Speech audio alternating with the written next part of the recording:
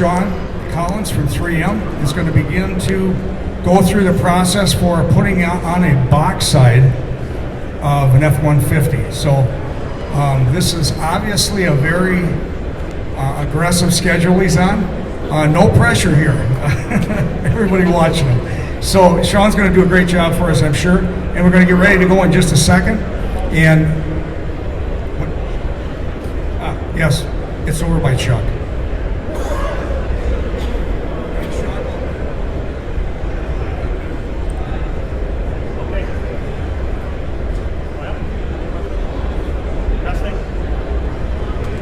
Test. How's that? Hear me okay? Yep. All right. Well, thanks for being here today. Again, a little bit early for Vegas, right? We're, as Steve said, we're under a very aggressive time schedule here. I only have about 45 minutes to do this operation, so I'm going to do this in what we at 3M, when we train, we call cooking show style, right? So a lot of things are pre-prepped, but I will give you a kind of a taste of every little operation that goes along with this, okay? So this is kind of, again, where we don't have a lot of time to practice all this stuff, but we have two panels, so we can remove the one panel that's pre-prepped, but I can also show you some things on the other side, and I also have some video at the end. So if you don't get a real good view of pressing the rivets out as we're doing this here, there is a video at the end that's very, very clear, okay? So I want to start by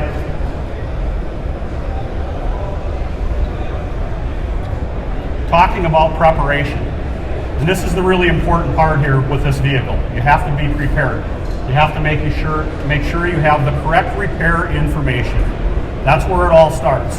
There's no assuming, oh, the way the manufacturer built this, I can just put it together in the same way. There are going to be differences, all right? A lot of the differences have to do with access with rivet guns and tools. Things that they can do at the factory where they can reach deep in with a self-piercing rivet tool that we can't do in the aftermarket. So there will be differences. There will be differences where adhesive might be applied. So we have to have the workshop manual. Now, just quickly, there are two different forms of information for this vehicle. And one of them is the workshop manual. Now the workshop manual I have in this hand, which is 14 pages long, okay? Don't be fooled by thinking the service kit instructions are the workshop manual. These are the abbreviated version, very shortened, a few pictures, usually 3 pages of photos, and then it'll list all the rivets and bolts or whatever you need, adhesive, etc. So this is the service kit instructions, the full instructions you'll get from Ford or from All Data or One Stop or wherever you get your information. This is the complete information, and you can see it's 14 pages with a lot of really good photos. Okay? You're not going to get that with the service kit instructions. You'll have limited information. So make sure you have the workshop manual. Develop a repair plan. As you're going through, plan ahead of time, especially for how your dies on your gun are going to be configured. So you've got your rivet gun, your self-piercing rivet gun, and especially for pressing the rivets out, you have to have the dies on the right side and configured the right way for the flange that you're working on. So sometimes, as you're going to see, the extrusion die is in this form. Sometimes they're flipped the other way around. You may have to make changes in the configurations of the dies to access certain flanges and different type of flange setups. So have that kind of planned out ahead of time. Otherwise, you're going to be changing dies constantly, whereas you could have just had it planned and go, I'm going to do all these with this die configuration, and then I'll change them over and do all the rest. Otherwise, you're just going back and forth and wasting your time. So have a plan for that. Select all the rivets. Now, Ford gives you options for the rivets. And here's why, mainly why we're doing this demonstration today, is there's a lot of confusion out there from the information that the technicians have on which rivets to use. And on the Boxside, originally they said you can use self-piercing rivets all over the vehicle wherever you can install them. The change here is that, and it depends on the information you get, but according to Ford's information and the ICAR bulletin that was published on the ICAR website, you should not use self-piercing rivets in the wheelhouse, okay? Now, I've got a verbal from Ford saying, oh, you can use the self-piercing rivets anywhere on this vehicle or on the Boxside except for in the wheelhouse. But if you read their information sheet or the ICAR bulletin, it says don't use any self-piercing rivets. So there's a little confusion there. So directly from Ford, you can use SPRs or blind rivets on this, but no self-piercing rivets in the wheel arch. And the reason is the inner just does not have enough real estate. It's just too narrow that when you push a rivet through, a self-piercing rivet, it gets too close to the edge, it can crack the edge. So that's their concern, all right? So little confusion there, but I think we've got that cleared up. Just don't use SPRs in the wheel arch. Select your adhesive. So we're going to use 3M 8115 adhesive. This is approved by Ford for this operation. It's an epoxy, it's easy to work with. And then gather all your tools and equipment. So have everything out and ready ahead of time.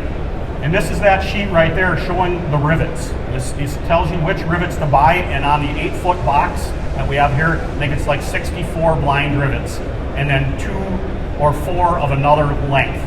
Usually when they give you different blind rivets, and by the way, a blind rivet is this, where it looks like people call it a pop rivet. I don't like that name, that sounds kind of flimsy. But this is a hardened steel rivet, and this is a blind rivet, and it's a blind rivet because you can only have access to one side. So there will be areas on this truck, like right here, where I don't have access to both sides with the self-piercing gun. I'm going to have to use a blind rivet, all right? So have all that equipment, have all your rivets ordered and everything ahead of time. And that's showing you right there. Can't read that from where I'm at. So 62 rivets of one style, 4 of another, and 2 bolts is what you need for this installation, okay? And by the way, they're very easily ordered from Ford, at least in my market up in the Twin Cities area. I can order them and have them the next day. And you can order by as many as you need. You can call and say, hey, I need 300 blind rivets and I need 200 SPRs, and you'll have them very quickly. Some areas I know they haven't done a lot of ordering yet, so you might have to kind of train them in. Give them those numbers on that sheet. Those are not part numbers, they're engineering numbers, but they can translate that into a part number. So the service kit instructions, as I said, that's it right there. Three pages with a few diagrams, not very detailed.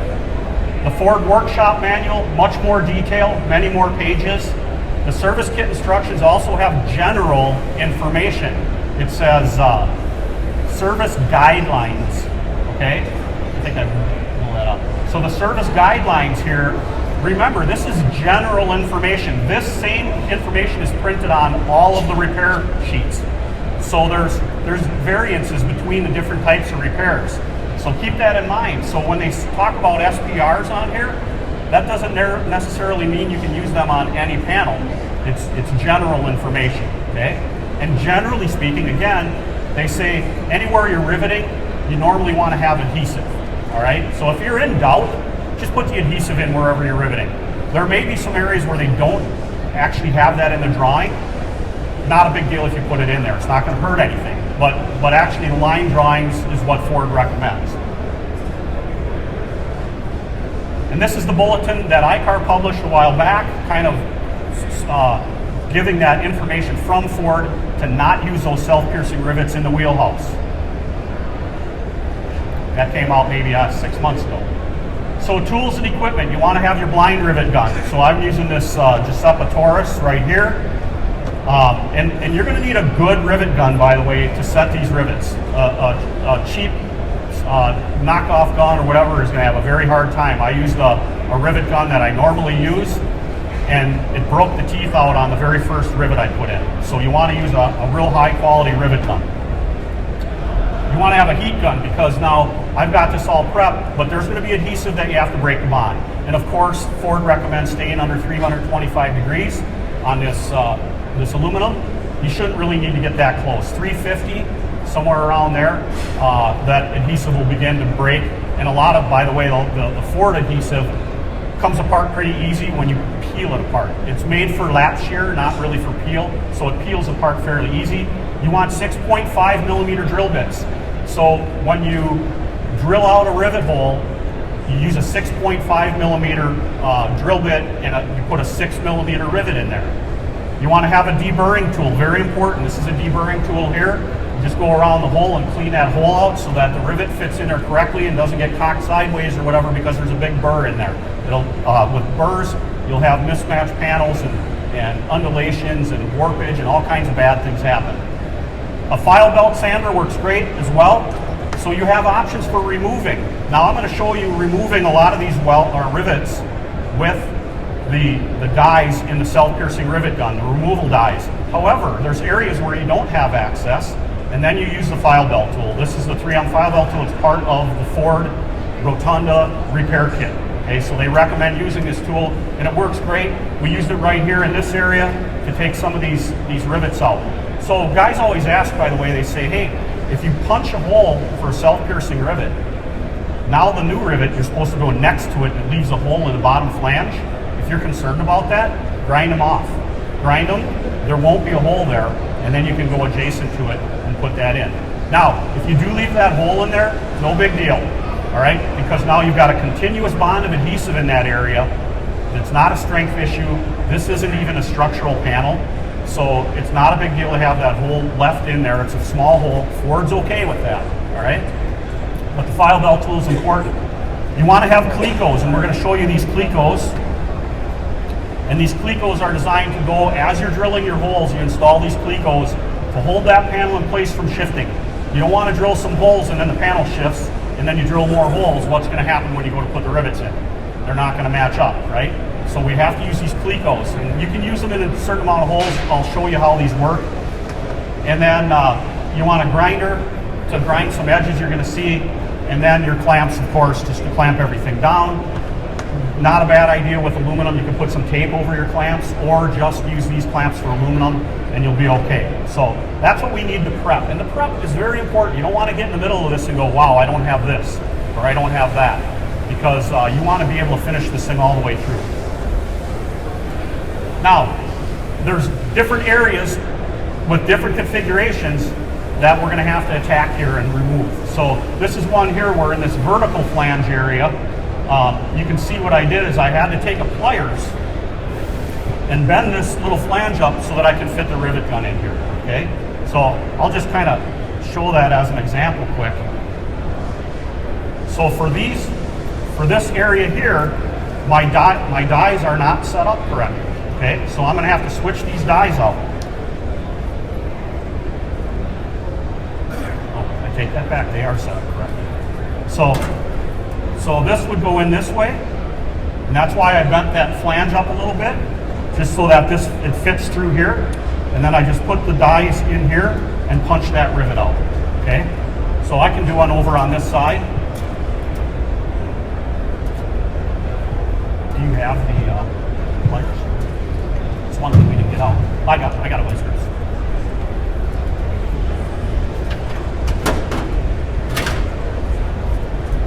So like I said, in this area here, you just have to bend this flange up just a little bit. See that okay?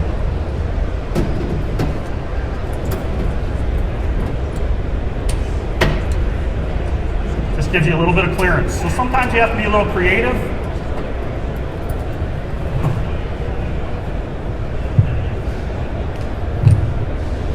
And now on the back of that rivet, there's a little dimple, and that dimple will go right where this spike here is. See that?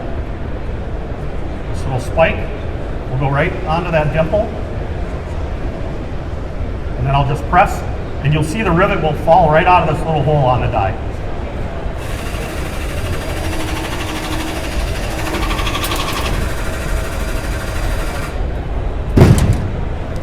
Okay? Get a good look at that? So you just push the rivet right out. Now again, you have the option, if you wanted to grind that out, you could. So that's one area. Thank you. So again, make sure you have this planned out, right? You say, and a lot of times what I'll do is I'll put a little piece of tape there, and I'll just have it written on there how I want my dies for this run of rivets, and then different configuration for that run of rivets, and I'll have it all planned out. Otherwise, again, you're just wasting a lot of time going back and forth. So that's that one there. Now, for the upper rail, we're going to have a different configuration, because as you can see, we're going to have to reach over. Doesn't work.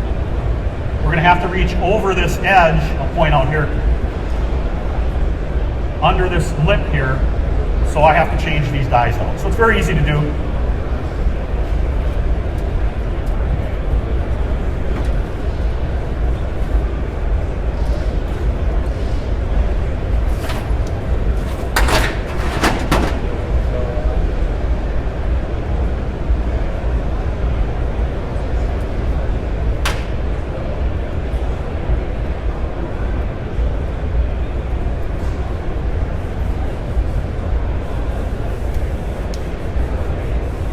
You want to make sure you get these in good and don't cross thread them.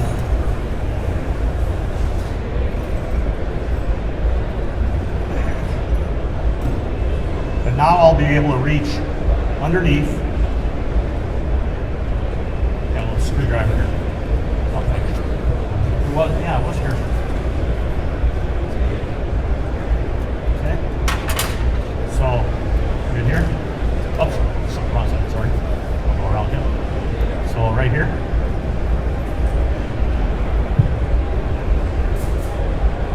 Oops, I did that wrong.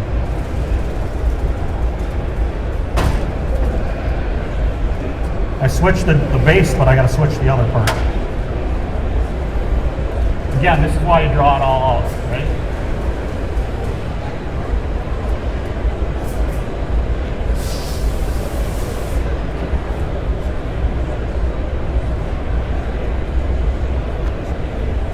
Okay, so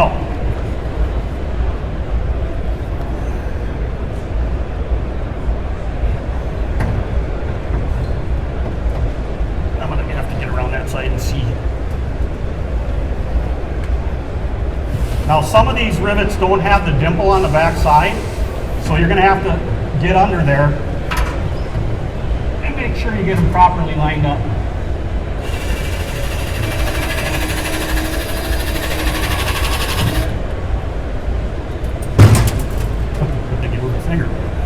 So you can see, pushing them out from the top, you can do that as well. So you can reach most of those areas with this. Same with now in these other areas.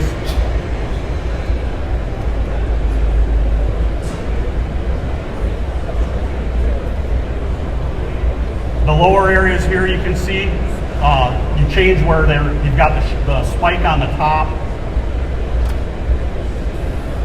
Okay. In the wheelhouse, you can see the configuration there as well, which is the short die on the inside. And then here's where we get a little tricky. So, and I'll show this in the video how I did this exactly. But what I did is this edge right here is in the way. You can't get at anything. Now again, I could go ahead with the file belt tool and I could just grind these rivets off, okay? But you can see I have no access into the panel on both sides, okay? So I could grind these. However, it's pretty easy as well to take a regular grinder and grind this edge just like a door skin, which is what I did. And then I used the panel separator and I separated this off. Now when I pull the panel off, I can access those with the self-piercing rivet gun, all right? So Dan, we might as well pull this off then.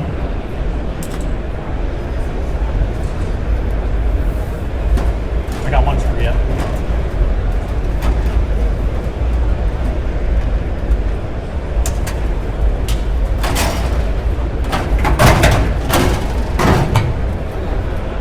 He's really strong. No, it's really light. Now notice, Dan, turn that panel around 1 second. See the sound deadening pads in there? You have to put those in before you put the new panel on as well. I mean, you probably can put them in after, but it's much easier to do beforehand. So you want to cut the patches to the size you need, those NVH patches, and install those on your new panel before you put your new panel on. So now, what we're going to do is we're going to dry fit our new panel. Or actually, let me pop some of these rivets out. That would make more sense. So now I'm going to finish removing everything from this panel here. And I'm not sure of the dies. Yep, they're right. So again, I'm just going to push these out.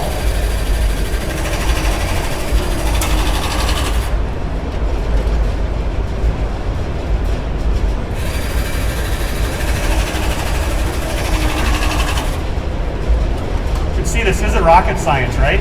I know a lot of guys are, panicking over this vehicle and how different it is, but it's very simple to work on. It really is not difficult.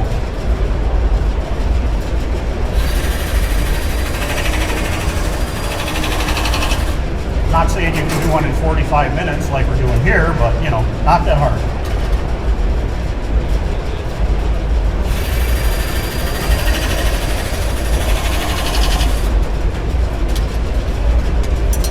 So that's the flange that came off of there. Typically there's adhesive in here. Now keep in mind this box came right from Ford without being refinished or anything, so there's some things that are not in this that normally would be. So now we've got that off, and you're going to see in this area, you can see where there's adhesive. You can see there's not a lot of adhesive in there. I'm going to actually do a little better job of applying adhesive in here and really get a good bond in there and seal that seam as well, kind of seal that whole gap. So you do have adhesive in there from the factory. So let's go ahead and test fit this.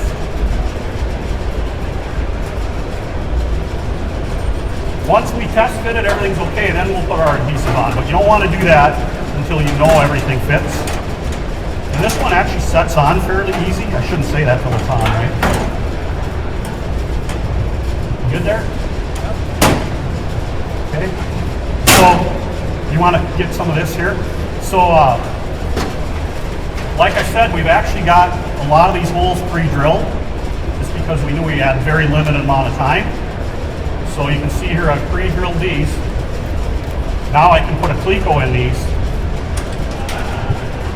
Pull back on it, tighten the thumb screw. Now this cleco expands to fill that hole. So it's expanded and it's nice and tight in that hole. So now I know nothing's going to move. So as I went around and drilled all these holes, I installed clecos in them so I know they're going to line up. All right? So that's really important. You don't want to do this without the clecos. So once I know everything fits, everything's good, now we're going to remove the panel, prep for our adhesive.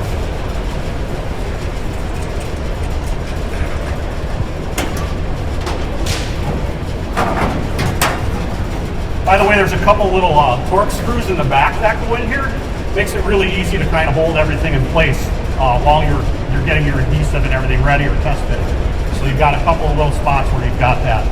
So now, you know, and just because, again, in the interest of time here, I'm just going to clean off a little spot here, not make a big mess. So just so you can see what we're going to do.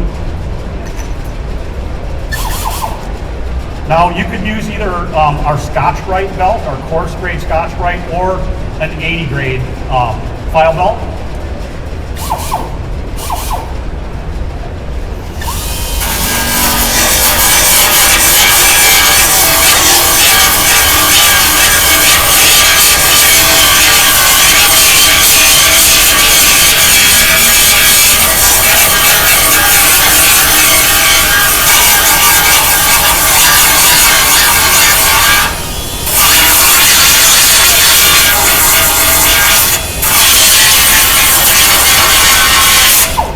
So I'm just going to do a little spot.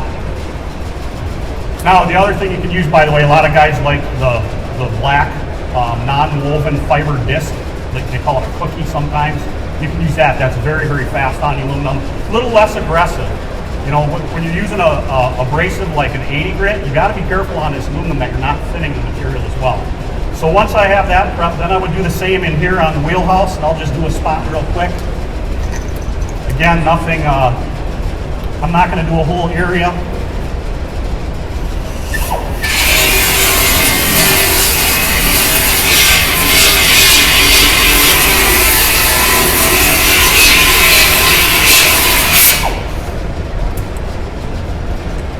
Now, one thing I didn't mention earlier when I was talking about selecting your rivets is that you also always have the option to plug weld on this vehicle. So if I wanted to plug weld this entire thing on, I could, okay? Now the concern that guys are expressing here is that in some visible areas where the rivets are, like down in this area in the wheelhouse here and up in the front here, they're a rivet with a pretty tall profile, okay? That's not hidden very well.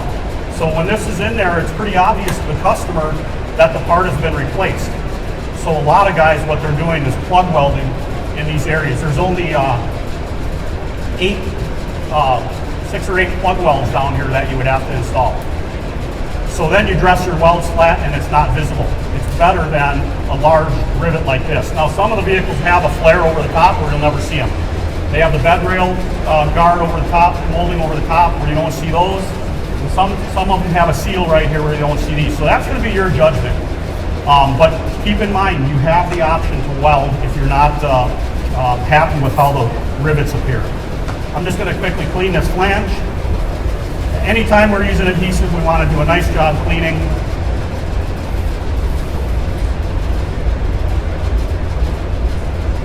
I'm going to use a pneumatic gun. Again, this is our 8115 adhesive. This is what Ford approves in our line for the F-150. We have a structural adhesive, which is a heavier duty adhesive. It's actually for structural parts, but that is not specified for the F-150. It's really overkill. And again, remember, this is not a structural panel, so the structural adhesive is kind of almost too much. So I'm going to equalize the cartridge. Very important. And I know Doug mentioned this as well, but it's so important to equalize this cartridge, because if you don't, when you start to apply adhesive, you might get the first foot that's not thoroughly mixed, because a small bead goes a long way.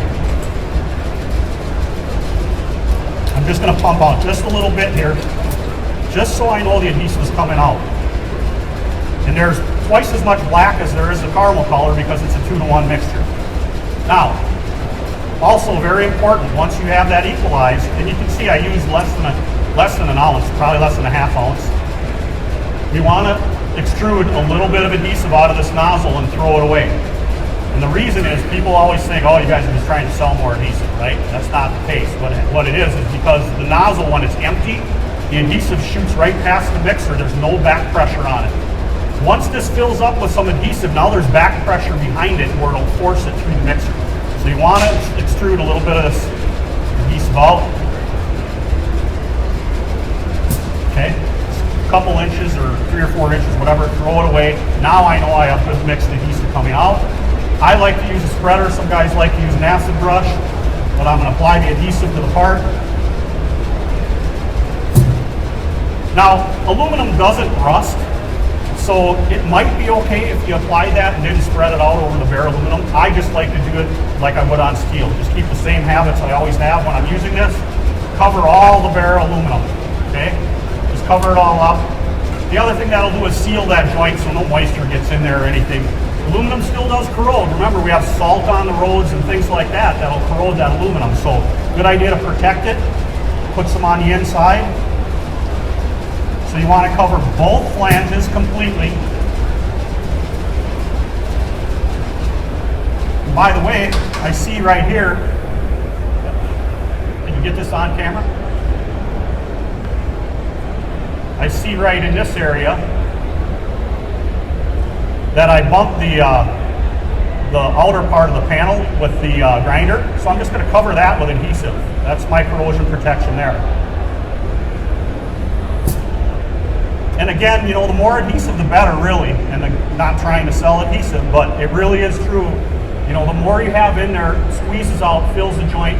You're confident that it's all filled, and it seals the joint from any kind of corrosion entering that area. Now I'm going to put one more bead on here, and that'll guarantee that I have a good bond line thickness. And this adhesive has glass beads. It's got 10 mil glass beads that will prevent you from over squeezing and squeezing all the adhesive out. So that's what those beads are in there for, okay? So,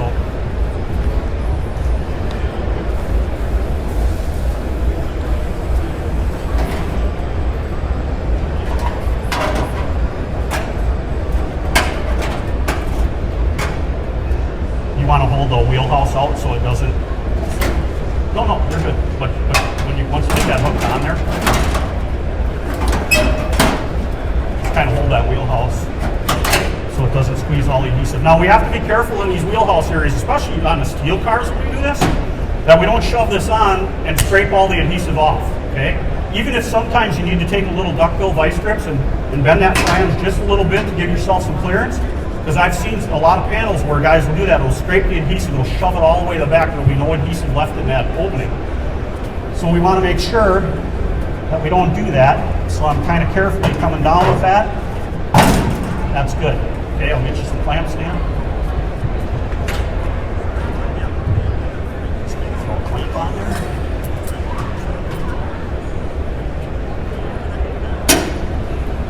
Okay, before we clamp too far, let's get a couple clecos. Could come back just a hair. Good.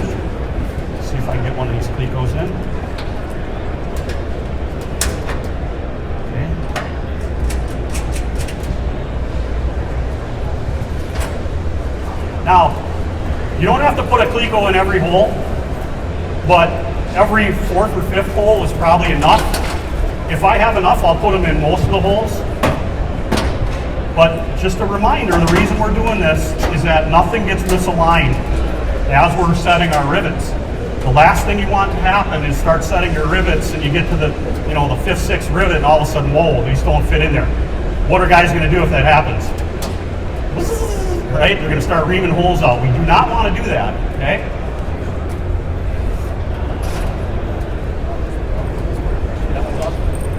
Oh, sure. Sometimes it might be a little bit of a battle to get some of these in there, and that's okay. Like I said, we pre-drilled all this, so we're in good shape. Except I set my cleats down somewhere. I'll put a couple in this area here.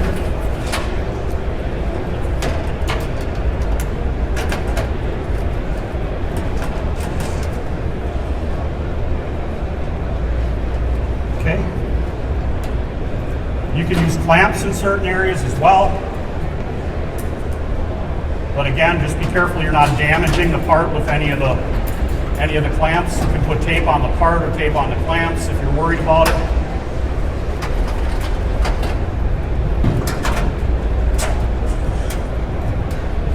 All right, I think we can put some rivets in now.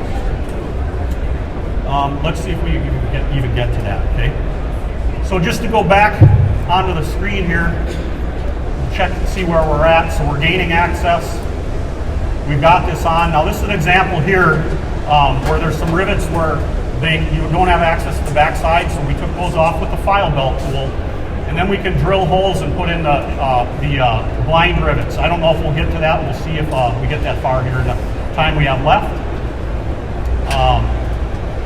So I'm going to just show this quick video here on removing the self-piercing rivets. I'm going to blow that up.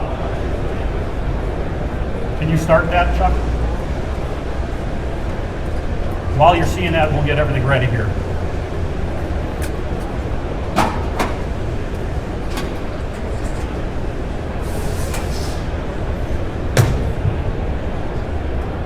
So you can see the things I showed already. It's a little review, but it's good to get a good view of that. We want to make sure we're using the correct rivets. And the difference may be in the reach or how far the mandrel compresses. So if you put the wrong rivet in, it may not even compress all the way.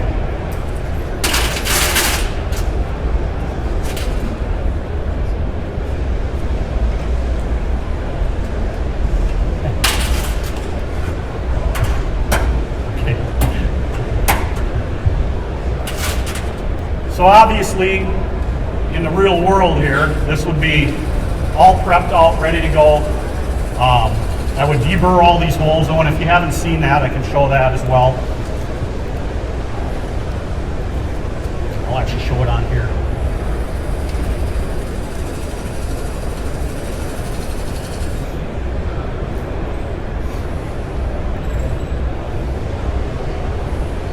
Like I said, very simple to do.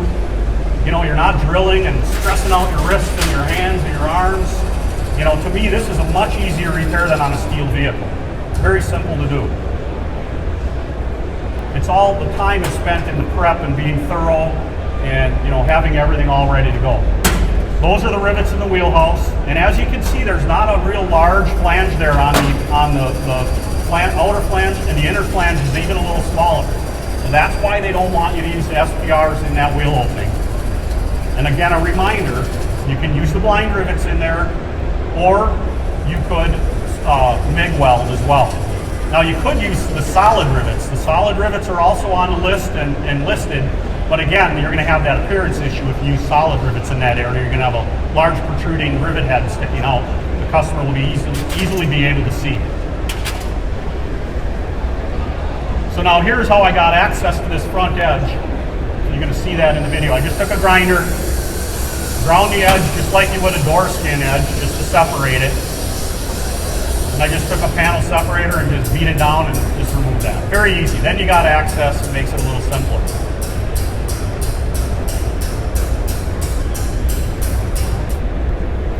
Then removing rivets from the bottom areas. Very simple on the bottom. Remember, this says it doesn't have adhesive on this particular part, but the factory, a regular part would. Okay?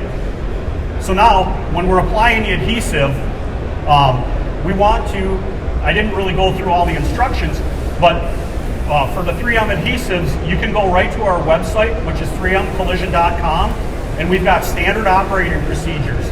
You click on where it says how to, you'll get a drop down, it'll say SOPs. Now the standard operating procedures, you can print them and follow them, or you can even watch a video. A lot of them have corresponding videos. So here's the SOP, looks like this. It's 11 steps for applying the adhesive and preparation, and these are the first 5. So we're using a grade 80 abrasive, we're cleaning the mating flange, we're dry fitting the panel, we're re-cleaning it, and then we're preparing for our rivets, and that's where we're at now. Okay, so we've kind of followed through on those steps. And by the way, these are all SOPs, especially for aluminum as well. So then we're going to pre-assemble, we're going to put that NVH, those pads in there on the back. Oops. Can I go back? Then we're going to apply our adhesive, install a panel, install the rivets, and then do our cleanup. So that's the point we're at now. We're all caught up. Now here's that deburring tool. So if there are burrs around the hole of the rivet, you just take this tool. It's got a little pigtail curlicue on it. You just go in a circle. It'll take the burrs right off. Really good idea to run through every hole and make sure there's no burrs. Okay. So then we're ready to install our rivets.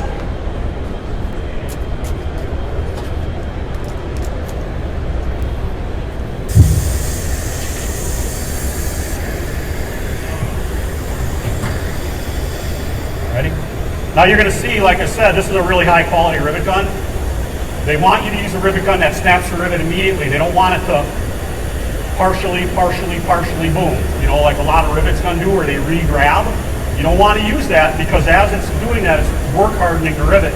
Every time it compresses it a little bit, it work hardens it, and it's harder to compress. So this is gonna snap them right in. Ready? Okay. Okay. So once, like I say, your preparation is the hard part. Once everything's ready, you're just going along and snapping them all in.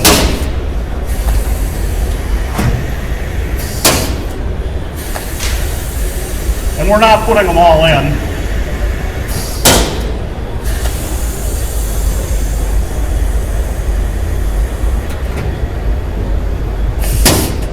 By the way, the other cool feature about this rivet gun is if you tip it down, it'll actually pull, it'll hold the rivet. It's got air pulling the rivet up in there. It's kind of nice where you go like that, doesn't fall out. I'll put one more in. So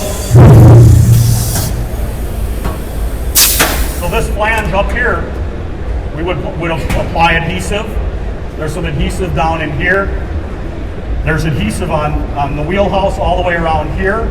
Now if I'm riveting, I'm going to put adhesive in this area on this wheel lip as well. So there's more adhesive obviously than what we applied here. I think we're right on time here. So again, we still have the option of SPRs in some areas, but not the wheelhouse. Follow these SOPs.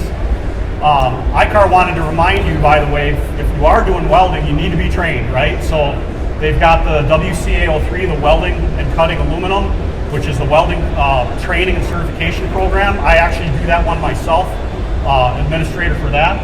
It's a great course. It's not, again, rocket science. It just takes some training to, if you haven't welded aluminum before, to get the knack of it. And then they've got the hands-on skill development for rivet bonding as well. So there's a hands-on rivet bonding training class as well now with ICAR.